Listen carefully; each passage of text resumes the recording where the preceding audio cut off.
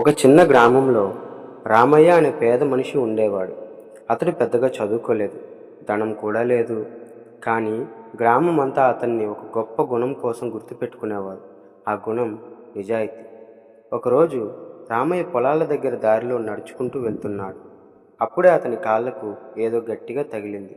కిందకి చూస్తే బంగారం మరియు డబ్బు నిండిన ఒక పెద్ద పర్సు. ఒక్క క్షణం అతనికి ఆశ్చర్యం వేసింది.